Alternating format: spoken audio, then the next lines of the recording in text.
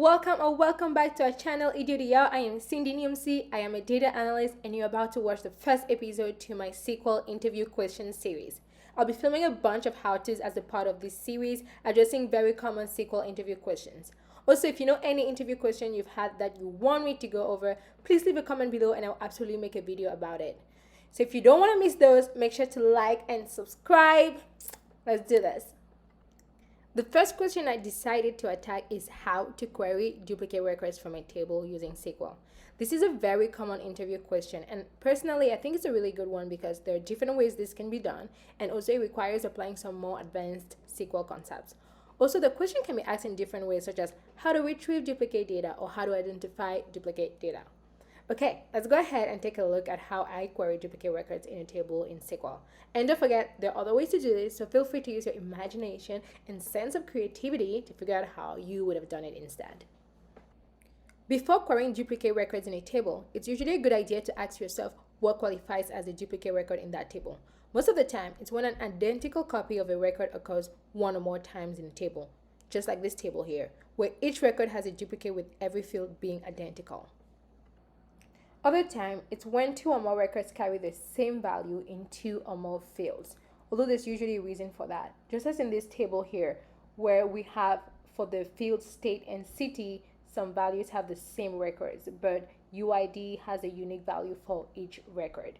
And I want to point out that for this table, it could be that this table has the state and cities for different unique users who might be living in the same state, so it's reasonable. But other times it could be that these are actual duplicates and they shouldn't be the same, so you want to be able to sort of identify that, and that's why it's important to ask yourself what qualifies as duplicate data for depending on different situations.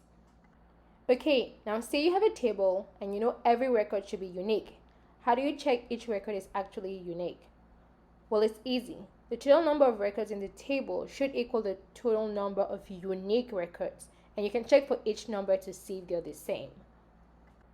So in this slide, I have the syntax for how to get a count of all the records in a table using the select statement, and that's pretty easy, as you see here. Checking for a unique count of all the records is a little less simple, and there are different ways to do this depending on what qualifies as duplicate in your table. If all the fields being the same qualify as duplicates, then grouping all the records by every field before counting the records as you see here will yield the same result if there are no duplicates. But it will yield different results if there are indeed duplicates. But if only one or more fields, but less than all fields being identical qualifies as a duplicate record, then you will need to first select the distinct fields you care about before counting the unique records to figure out how many of the total records are actually unique. You can use the query that you see here. Okay, so we've identified that a table does have duplicate records, and all that's left to do is see who are the culprits by querying them.